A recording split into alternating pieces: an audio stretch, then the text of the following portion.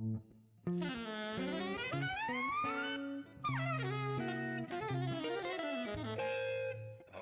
Jazz.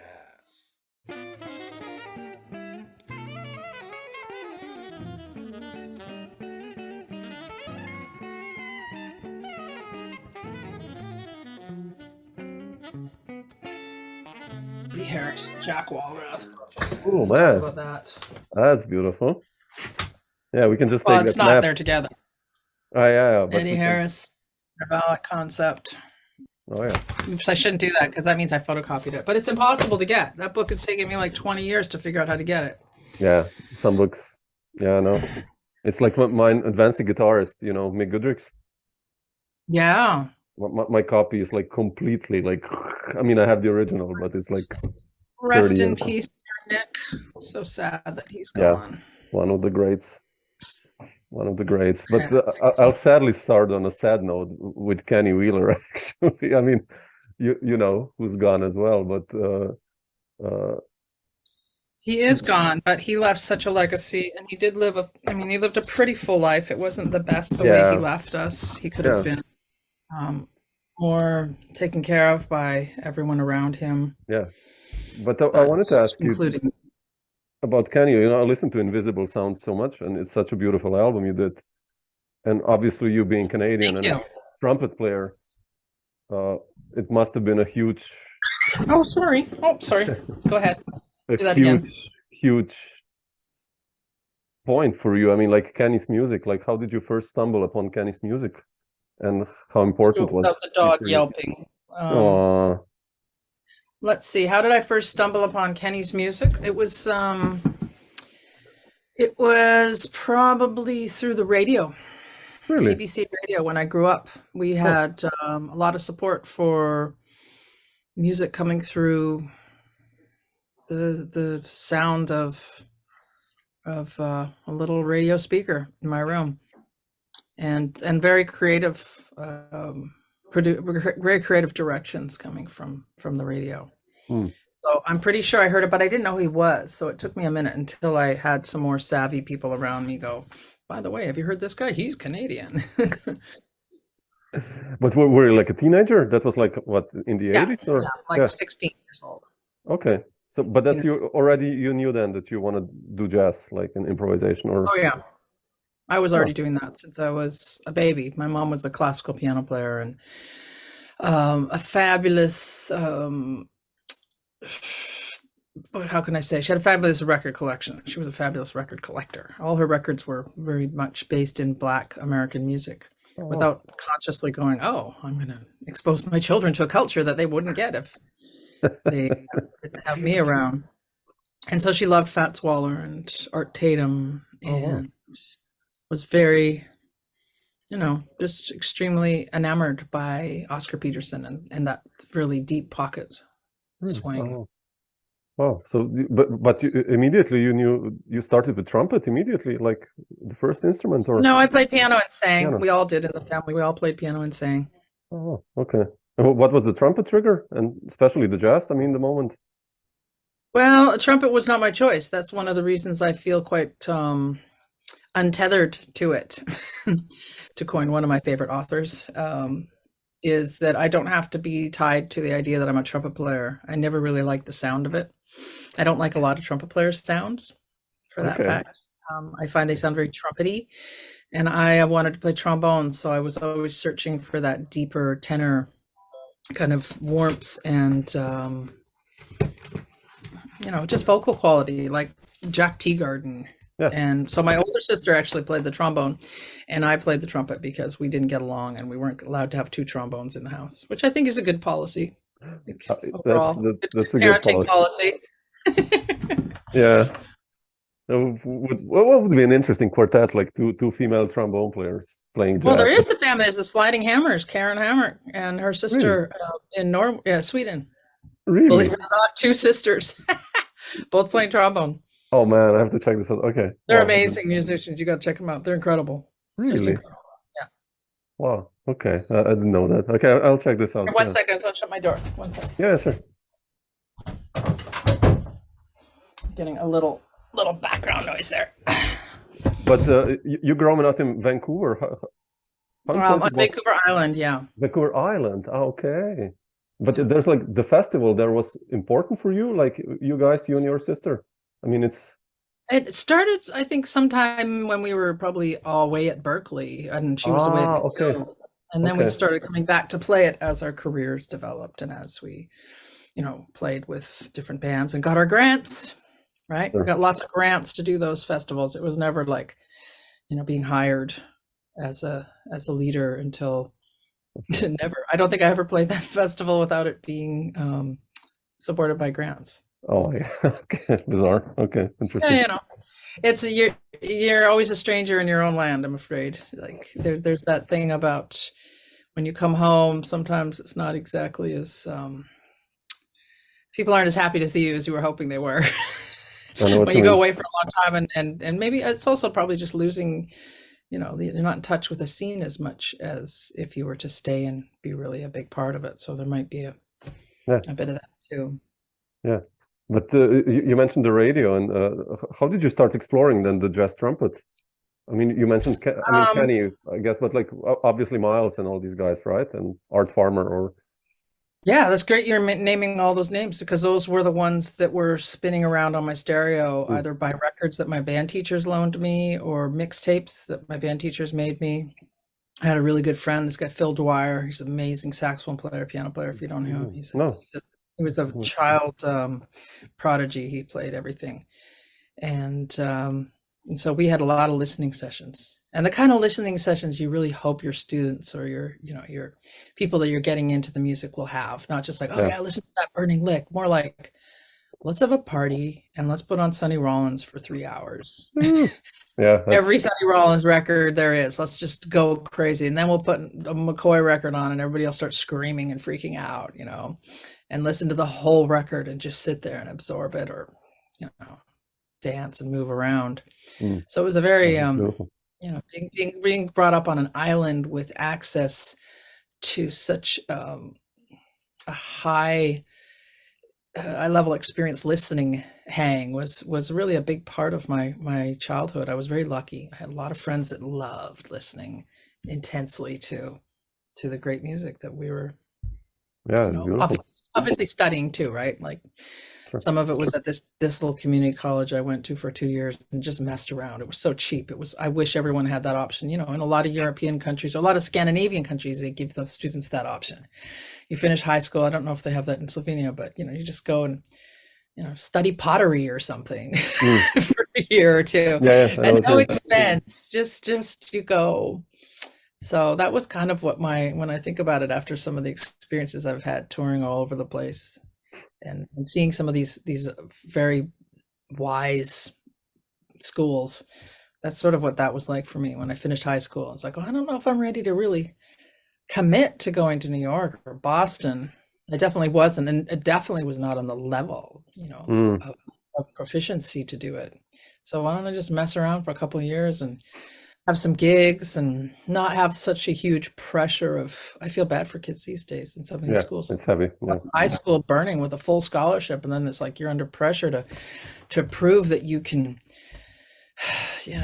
be the one that's that is receiving it for a reason. And it's like, well, we're all justified in receiving funding for a reason, especially if it's something as important as music.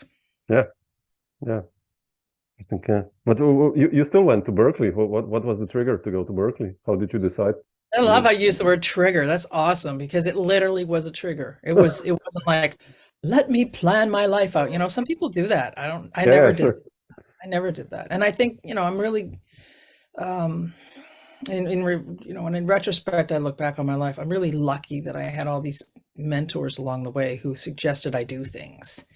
And the reason I had those mentors along the way who suggested I do things was because I put myself out there, right? I didn't just like sit around and wait for someone to say, hey, come on out and play. Oh, you should go do this. It was like, oh, there's a camp in Washington. Let me go to that camp in Washington with my friend Ross. Let's take a bus for 15 hours, and get there. And then I'll walk out into this jazz camp and hang out with Phil Woods and the whole quintet and, Bob Brookmeyer, Tom Harrell, so those kind of Bud Shank, many other amazing people. So it was those kind of moves that I made in my life that helped me to be in the presence of other people who saw the kernel of whatever the hell it was that I had fermenting in me, you know.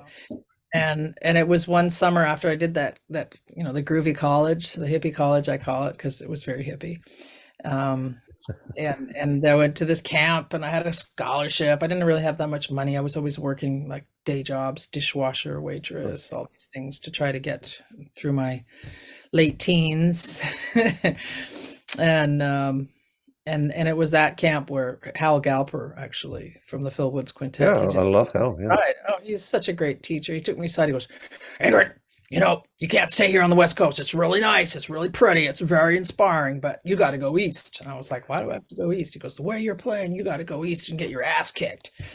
And that was basically it. He was right. You know, so that was July, and I had, you know, like a $5,000 Berklee scholarship from some festival competition. And so I wrote and applied, and they're like, yeah, we're short of trumpet players. You're accepted. It's like, do you want to hear me play? Nah, just come in. It's okay. And I got there, and then it's just like 3 years of meeting people and figuring out how to get through schools so I could graduate with a visa and move to New York and work. Yeah. How was Berklee? That's my plan. Good plan, right? Good plan. It was amazing. I was there. And it was amazing. Everybody I met and played with there, a lot of people I'm still working with, right? Maggie Oline and Torben Waldorf and Donnie McCaslin. I still see him. We play together. He actually works for me at MSM. He's on my faculty. Say hi to Donnie, please. I will. Yeah. You know, it's just this cycle of 6 degrees of separation or 3 degrees of separation once you go through that system there. Yeah, interesting. Yeah, I mean, I've read. At first didn't. Then it makes sense to me because you know you recorded with so many European artists as well, but you stumbled very quickly, came to Linz, and which is like 2 hours away from me. I didn't know that. I've read somewhere, and I was like, how did that happen? Actually, that happened through my Berklee connections. Exactly, right? Like I was couch surfing in the East Village and living with Peter Herbert. I don't know if any of these names mean. I love Peter. Yeah, sure. We talked the other day. This stuff. Oh, he's one of my besties from the old days. Ilhan Ersahin was living there. Saxophone player who runs New Blue, and Werner Gehrig. He's from Germany. And all three of them were my buddies from Berklee, and they just like, yeah, stay here and couch surf. Someone's always going away, and I didn't have an apartment, and I didn't have enough money to have an apartment, so I just did that. And then through Peter came an audition with the Vienna Art Orchestra. Yeah. And then I auditioned for something that they needed a woman trumpet player for. There's no way I would have got the gig otherwise, and I ended up on this band. And you know, one thing led to another. I was hanging out with somebody in the band, and they're like, come to this jam session at this school while we were off, you know, in the town. And then the director, Adelhard Reudinger, he's like, we really need a new trumpet teacher. We're auditioning. You want to do it? I was like, no way. I don't teach. I'm playing. I'm a player. And I went back to New York, and Peter was like, you know, you might want to think about it. It might not be a bad thing to live in Europe for a few years.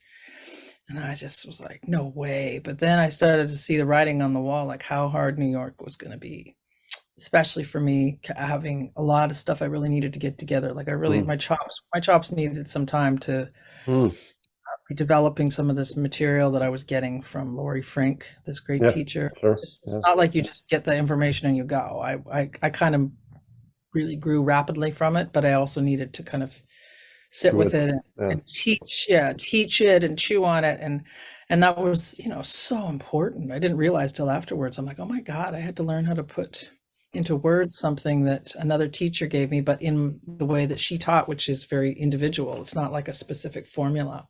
So that was that was how I ended up in Linz. I just got that teaching job, and then lots of gigs, hung out with Art, met all the. How long did you stay here in Europe? Almost 3 years. Really? Oh, wow.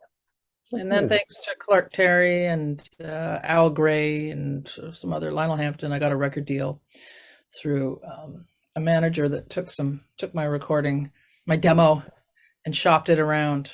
That's the Vernal Fields record, you mean? Yeah, yeah. Really? Before I did that record, so they helped me get kind of situated with that record company and with Anja or Anja, yes, with Matthias. Yeah. How did you get? I mean, I love that record, by the way, and thank you. Me too. Yeah, it's an amazing. I mean, first of all, how did you gather that crew together? If you look at the lineup, story. It wasn't supposed. It was supposed to be Leon Parker and Danilo Perez and Larry. That was my initial band, but then some moving parts moved out of the way, and then I was like, well, Bruce Barth was really nice to me in Boston, and he's here. Let me hire him. He's good. And and Lenny White, I had just sat in with him. I sat in with him at Bradley's one night, and I was like, oh my God, this is so fun. Hey, do you want to do my record? My drummer just, got something else going on. And that's kind of how that happened. Oh, and this was, you were then already back in New York when I moved back to New York when I got the record deal. Like I was in Austria, and then I was starting to get dark teaching. I was like, oh, and Adelhard came up to me and goes, I think it's time for you to go back to New York. Give it another shot, Ingrid. I was like, yeah, I think you're right. Sorry and thank you. But it was, I owe him so much for giving me that time to just, really have a post-college experience and be the musician I was before I got to college, but with a little more information. Yeah, important. Yeah. How was it for you when you came to New York? Well, the first time I came for about a year, and I worked a day job and studied private lessons privately with Laurie Frink. Did some club dates, played a ton on the street, played in the subways. It was amazing, right? I mean, I just played all the time. Went to sessions all the time. Wasn't, so barely slept, just was go. And then I got that gig, and so I was gone for almost 3 years. And then when I came back, it was more like, I got to settle. I've got some money. I had a little money. Of course, it went. Sure, yeah. Disappeared immediately. I was like, where did all my money go? What happened? It's so expensive. New York, right? Yeah. And I lived in this loft. It was great. It was a musician's loft with all these musicians, and it was loud, and sessions could happen all the time. And I won a trumpet competition and bought a piano. So I brought the piano into the loft, and it just became kind of a hang. So who were the first connections you made in New York, then gig-wise? I mean, the first gigs you got? Well, I mean, I had been working with this band Diva, right? The big band Diva. So they actually helped me get my visa. And I was coming back and forth from Austria while I was living there to do gigs with them, because the band started when I think right before I left New York. And then I came back and auditioned. It's kind of a blur when it all began, but that was sort of my bread and butter. We had a lot of stuff going on. And then Garzone, I'll be playing with Garzone, and we had this session down the street with Larry Goldings and Leon Parker, and Brad Meldau would show up. I mean, it was crazy. Ugano Okegwo. So those were some of my first, maybe not calling me for gigs, but people that I was playing with. Yeah. But after having that record, Vernal Fields in your pocket, let's say, was it easier for you to get gigs as a band leader? I mean, I'll put it like that, as a female trumpet player in New York in the mid-90s. Was it hard or not? I mean, especially with having an Anja record, which it's... Well, I did 3 records for them, right? So everyone got reviews. Yeah. The second, they all got very good reviews. The first one won a Juno, Canadian Juno. They were well received. And I don't think it was so much the hype of that I was a woman. I think it was that I was a Canadian trumpet player doing well in New York. And I'm sure it had something to do with being a woman. I don't really pay attention to that much. Sure. I was playing with, the heaviest cats, George Garzone, Steve Wilson. Yeah, can't get better. We played together. It wasn't like they were doing me a favor. Yeah. Sure. They really were my supporters. So, everybody I surrounded myself with or ended up playing with was clearly in it for the same reasons I was in it. Yeah. Did you enjoy that role of a band leader? I mean, and still now, as you see, as you progress through years, I mean, how have you developed? I mean, well, I had no choice really. After a while, I realized that as much as I wanted to play in certain bands in New York City, they there wasn't really the opportunity for me to make my way into that club yet. It's kind of a club of patriarchal designed equations. Nicely put. Well put. And to know, I don't mean this in a negative way against the men running those bands. I get it. They hadn't seen any women hitting hard, so why would they believe someone could come in and consistently do it? Yeah. Right? Like a one-off once in a while here and there, maybe, but no. I mean, Joanne Burkeen played with Art Blakey during that time, maybe before. Terri Lyne was playing with everybody. Cindy Blackman was playing with everyone. But you could name people, you could probably come up with 10 names of who was really out there working. Sure. And that's just not enough. So I obviously realized after a while, I could sit on the sidelines and wait and hope that certain people call me too, but they're not going to. They just aren't. They're going to go through the list of Rolodex through 20 people who are all men. And then if they're really stuck, they'll get me and it'll just be for 1 second, maybe one hit anyways. And, or maybe it'll work out, but I didn't have time for that. So having a record deal and having reviews and support already coming my way, I just sort of organically realized that I need to lead my bands and get things out there. And my sister and I also started playing a lot together, and we had such a great, simpatico energy going on there that also started to fill up a lot of my conceptual space in good ways. Did you with your young sister, like when you were already younger, did you like play together? No, we didn't play much together at home. Really?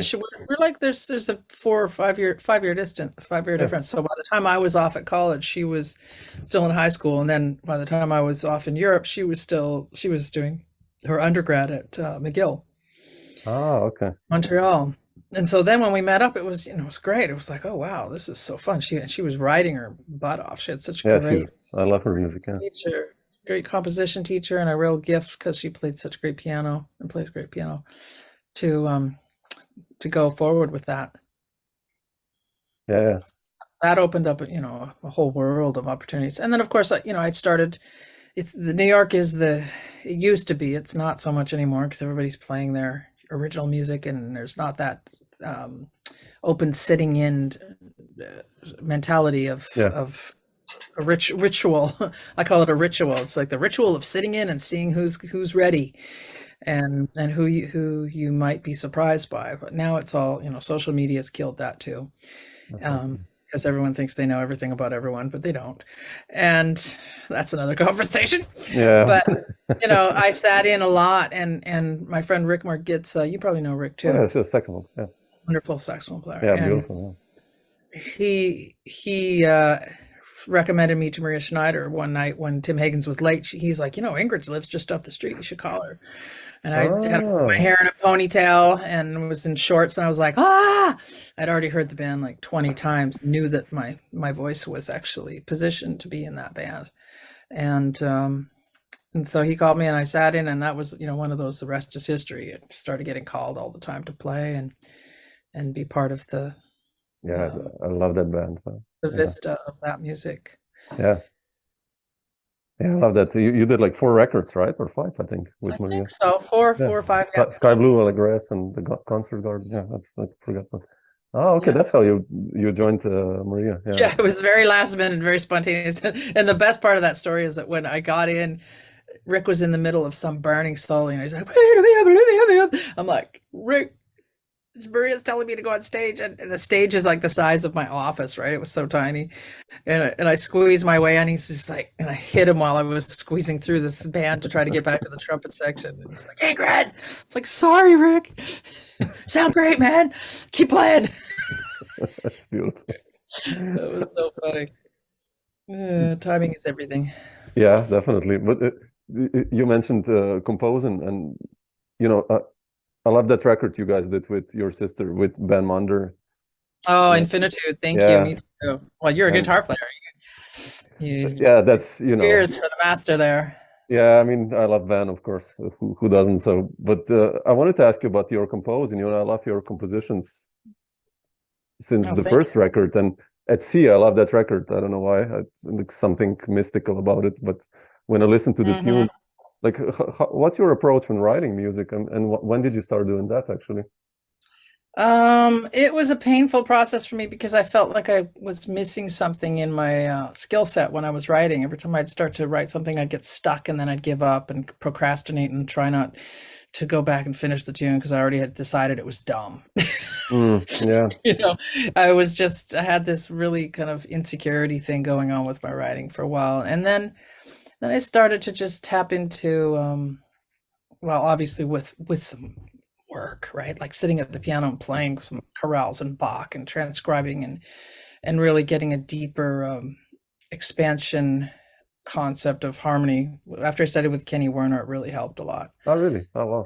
Getting this idea of the limitless possibilities when you have an idea that you feel, and rather than think, right? So I just started to expand more off of concepts that were to do with the flow of the tune, right? The at-sea thing, I don't know if you've heard the big band version, it's much more extensive. Like it turned into a sextet chart. There's a little, the at-sea itself was just a sketch. It was just a pentatonic sketch with a little Phrygian thing and no real meter. It was like no direction. Talk about a leader that sucks. I'm like, my husband goes, what meter is this? And I'm like, I don't know, just play quarters. Let's let it be what it is. You know, think of the ocean. There's no like, it's not, the ocean isn't in 5 or 7 or 9. It's just the ocean. And it was really kind of, an exercise in trust for all of us. Yeah. And so that experience was just so positive. And I think another part of my process too was from arranging. I tell students a lot, when you're blocked, just arrange a tune you love. That's smart. Yeah. Find the key also that resides in you, because a lot of times we're like, oh, I don't like this tune. I'm like, me too. It doesn't lay right on my horn. Let me find another key. And then it's like, oh my gosh, this feels so good. And then from then on, it's like, well, what do you know about harmony? How much can you reharm and find other possibilities and other root and movement and other ways of really shaping it to fit you, but still keep the integrity of the tune, which is really hard to do. But when you do it, it means you're listening and you're deeply invested in the whole story of the song. Yeah.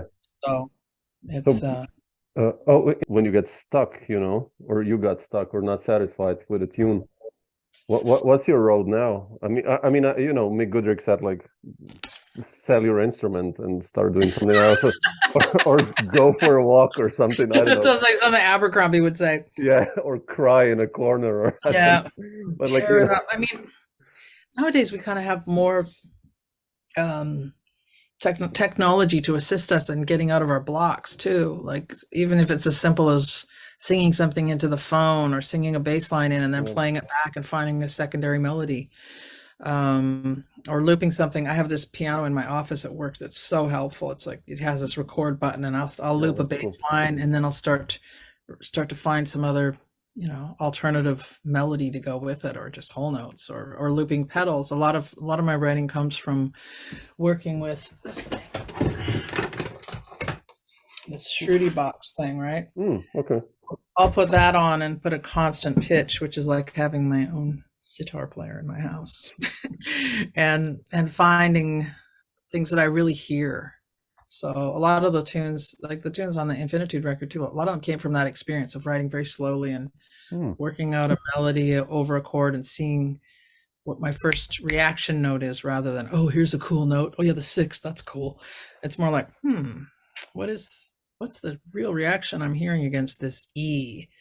And when I sing it, when I play it on my horn, where does it take me? And that's always a sign too that I'm in a good space, is if it doesn't make me want to throw my horn out the window. It's the opposite. It's like, oh, 20 minutes just went by. Now I got to reel it in and commit to the rest of this line. Yeah. So it's really a process for you. Like you really work on a tune. Sometimes they just come like quickly, and other times it is a process. And then the next time I go visit it, I edit it and I change everything. My band is always they're always like laughing at me. They don't hate me for it now. They used to be like, hey, you change it again. I'm like, I know, but that one bass note going in a different direction and it landing in this new territory, it's so much better. And they always agree. They're like, yeah, you're right. But we can't memorize your music because you keep changing it. So I think now that I'm like a little older and I've had this whole pause in my process due to this job that I took on during COVID. I feel like my brain is processing things a little more maturely, whether that's the really right word or not to use. But you know what I mean? Like not messing around with time. It's like, I don't have time for this shit. I'm going to finish this tune. We're going to play it. Boom. Yeah. That's that. Okay, moving on. Yeah. And then maybe when I arrange it or start orchestrating, I'll realize, yeah, this is leading me to a new place. And Guillermo Klein said that once to me a couple of years ago, and it really affected my way of writing. He said, the harmony you write, the way you orchestrate your song affects its development too, right? It's not just the thing, it's not just the melody and the root or the rhythm or the vibe or the feel or the voicings. It's literally like every single detail is part of the development of the tune. And there's times when I've actually changed a melody because the harmony line or the secondary melody I'm writing has really like revealed like, oh wow, this is even a better choice, you know? Yeah. And it's such a fun process to be in. Yeah, it's fun. Yeah, I love that too. It's like 2 hours go by like this, and you're like, "Fuck, I have to do something." Yeah, I just don't have those 2 hours anymore right now because I'm running a jazz department. But once I get a break and I get to focus more on writing, I also feel like this tune I just wrote for Artemis, for our new Artemis record. Yeah. I'm really happy with it. I don't really care if anybody likes it or not. I'm just really happy with it because it's so it's from that whole process of me like having a break, having a moment to have a break and just put something together that's, you know, that's written for people. Like that's another thing that's a real luxury too, is to be writing. You know who's in the band, right? Yeah. Yeah, and to have the sound of those voices in my head while I'm writing it's pretty cool. Yeah, it's a nice group there. Like amazing players in that one, Artemis. Oh, thank you. I can't wait for everybody to hear the new record. It's so exciting. We did a Lyle Mays tune. And really? Which one? Like from which album? You know? It's called oh shoot, why am I forgetting the name of it? Slink. Slink, okay. It's not I don't think it's a very highly recorded record album. I mean, tune. I don't know what album it's from, but I know that Bob Mintzer may have done. Okay, I'll check it out. Yeah, I have his albums. I mean, I love Lyle. Was man, beautiful. Oh, such a great tune. It's so Rini Rosnes has such great ideas for the band too. She really hears, you know, she's like the musical sculpture of the group without ever feeling like she's in charge. She's just an absolute incredible master. That's kind of her project, right? I mean, she's the It's not really her project. It's all our projects. We're all invested in it. Yeah, it's definitely collaborative. Yeah, a collaborative experience. It's a true democracy because even when she brings in something, we all will, you know, we'll get a chance to share our ideas to develop it, and the music actually in many ways develops as we play it, and the answers are, it's almost like writing. It's like, oh yeah, that now that we've played this, that's answered that question I was having while I was arranging or writing this. It's like, yep, there it is. Like the band itself, because of the energy, will answer the floating questions. Yeah, it's beautiful. I mean, like, you know, I love Allison on drums, and I mean everyone in that band. It's such a killing group, really. Nice. Hopefully you'll come to Europe one day soon. Yeah, we're supposed to do a tour in the summer. We'll see. Fingers crossed. Oh, really? Okay. Yep. Beautiful. Nice. Well, what about your... There is talk. There is talk. Okay. Yes. What about your I mean, you said you're incredibly busy, of course, like, but what about your band leading and writing for a new record, or where are you at this point? Behind. I'm behind. That's where I am. Yeah. I'm behind, and I'm not too stressed about it either because I think I've already got a lot of music I got a lot of music in the can from COVID. I did some stuff that needs to get released on Bandcamp, which will probably over the winter break. Hopefully, I get to getting that stuff together. And then we have a studio in our basement here now that my husband finished. So I want to do some more, you know, just kind of grassroots kind of projects that way. I don't really want to have to be, you know, with a record label just yet. I want to just create some stuff on my own and see where it goes without pushing it. I don't feel an urgency or a rush right now to get more Ingrid Jensen music out there because There's a lot. I got my finger in a lot of pots. Yeah, definitely. Yeah, I mean, I've heard you on Ethan's the Bud Powell project Oh also. yeah. I did this talk with Ethan, and we had so much fun, and like, we talked about that project. It's like, how did you get involved with Ethan and that one? He hired me. Oh, okay. Yeah, Because he liked my playing. yeah, okay. I mean, you guys never played together. That's what I mean. I don't think we'd ever played. Maybe like a session or something. I don't Okay. really remember us having done much, but it was so funny. He called me to play the Bud Powell thing. I'm like, well, I got to get shedding my bebop. Sorry. Yeah, it's some heavy Didn't shit. work hard enough on those tunes when I was younger, so it was such a great experience. And Yeah. playing with Dana, I think maybe he had heard Dana and I play together because we have a super beautiful rapport when we play. Yeah. And I think that was part of it. Yeah, I just wanted to also ask you, like, I know how does this work with, your husband being a musician as well? And I interviewed Steve Swallow, and Yeah. and he had, like, him and Carla. It's so funny when he talks about Carla. It's like, yeah, she's the composer, and I write some snippets, and I'm like, man, I you're write like, some snippets, just yeah, he's like one of the classic. best composers ever. But Yeah. do you guys Yeah, talk about my husband's an composition amazing and musician. music? And Yeah, we talk about music all the time, and I'll be like, honey, what do you think this feel is here? What should I call this? And he'll sit down and tap it out on the the pencil or a spatula while he's cooking dinner or something.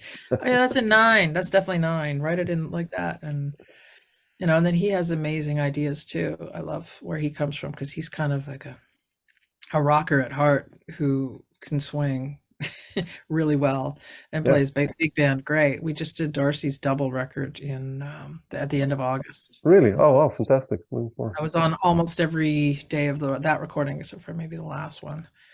And so it's always super grounding to be in the room playing with him because he's an amazing musician. Yeah.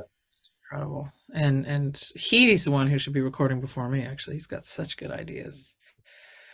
But, yeah, I love his playing. I take care of our 11-year-old daughter while I'm in this insane, busy spin of my life right now. So that's where he's really committed. Well, that's good. That's important. It's kind of everything. Yeah, definitely. Yeah, in the end, yeah. We're expecting a daughter in January. So so much looking forward. All that. Have fun. Get all your practicing and writing done now. No, I'm kidding. I love this really laughter true. now. I love this. You know what you're talking, actually, but yeah. But it's really true, Sam. I mean, there was things I got done while I was pregnant, and then also after I had the baby, I was like, how did I even get that done? I guess I didn't have the 7 hours that I used to have. I only had like an hour, and I got it done in 40 minutes because I had to. Organized better, yeah. Yeah, and you just get to the point of not procrastinating because you're like, oh, I have a life to take care of here, like a real life. I can't let that slide. So, budgeting time nowadays for me is all about that as well. If I'm away for a long time or out on tour for more than 10 days, it's too much and I just can't do it. It's like, no. Yeah. So with Artemis, we have a very controlled tour schedule, and that's good. Yeah. And it's all good because Allison also has, she has kids. I have a daughter. It really gives you a grand perspective on things, but also a deeper meaning when it's time to play. Yeah.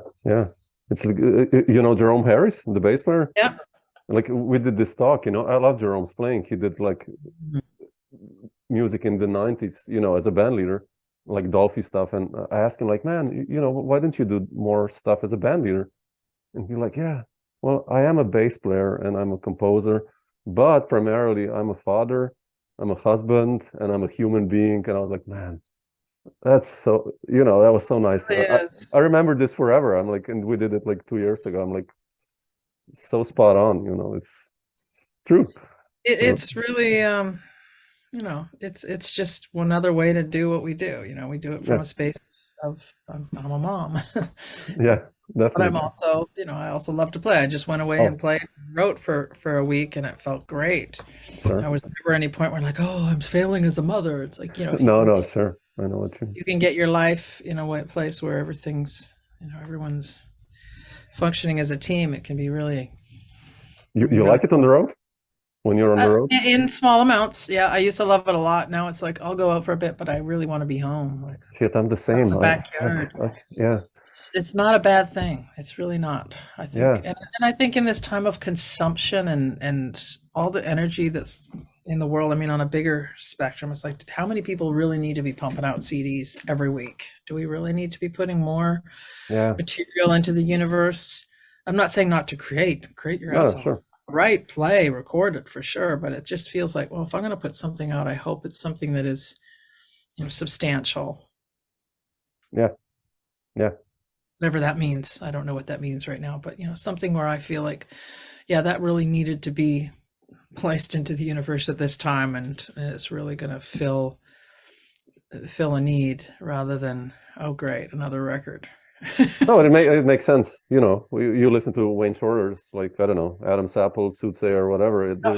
All those records make sense, right? Nowadays, it's just like, what was that record? Who she or he made? It's like, it's I don't know, or maybe it's just historical perspective, or yeah, it's like it's all about the ego at this point too for me. Like, well, I want to use my ego in the best way, where it's producing something that is also filled with empathy and understanding and relationships that bring together some energies rather than show off Ingrid Jensen as a trumpet player and a soloist. That's never what it was about anyways.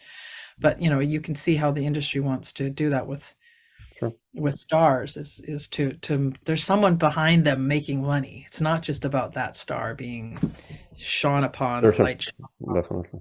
Which makes me the person that comes to mind and that I want to be one day is like Cecile McLaurin Salvant. She's just an unfolding just the stream of consciousness in who she is and in what she loves and what she hears, and it's just it's so real that I think some people probably can't really get it. They're just like, wait, what's the matter with her? Why doesn't she want to be a big star and just stick to one way of singing? Because she's doing a million different things in her day-to-day creative life, which maybe we should all try to do too, if we can. True. Yeah. True. She's incredible and a joy and a total like humble, real human throughout it all. Yeah, it's so important, this humbleness always, to realize. But humility is a good quality. Yes. Cool, Ingrid. I will just last question. What's your plans? Then I'll leave you a nice Sunday afternoon or evening. But what are your plans? Coming back in, he's like, "Are you done yet?" Yeah, exactly. Like, what is this now? It's great. My cat will also start following me now for treats. So. Oh, it's really great to talk to you, though, Samo. This is fun. Too. You too. And I love your music too. I had your whatever was on the Bandcamp cranked when I was out raking leaves with my husband. He's like, "What's that?" That's nice. Thank you. But no, I just wanted to ask you, like, what's your plans like for the following months and music-wise? Well, I'm doing, I'm the Dean of Jazz Arts at Manhattan School of Music, right? I took that job. Oh, shit, really? Oh, okay. Does that make sense now? Why I don't record? Okay. No, why my hair looks like I need to go to a hair salon and come all on. these things are behind? No, but it's an all-consuming role that I took on during COVID.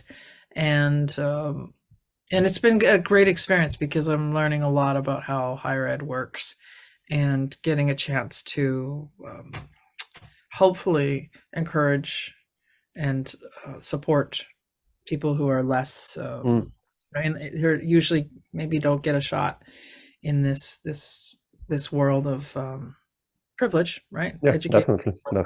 Education is all about privilege. Yeah. And so having a chance to be part of that and see how I can influence that is really exciting.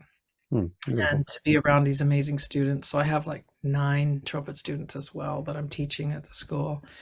And I have an 11-year-old daughter crawling on the floor next to me. Do you want to say hi? I'm looking for my pencil. Oh, okay. Oh, yeah, sure. Sure you are.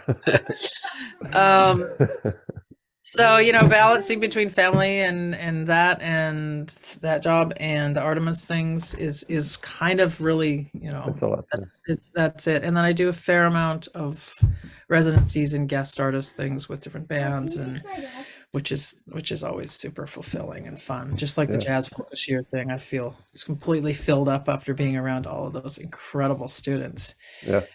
and all of their writing. Oh, it was so fun too. It was a band with 2 guitar players, which I think I might have to try myself after this. Well, just call Lage and band. That's it. Yeah, exactly. Yeah, Lage and Ben, or the possibilities are kind of endless. Endless, yeah. So many great guitar players. Definitely. But just staying open is my real goal. Is to stay open to all the things coming my way and try to not lose sight of why I'm doing all these different things. Yeah. Especially knowing the brain is quite an amazing thing to have.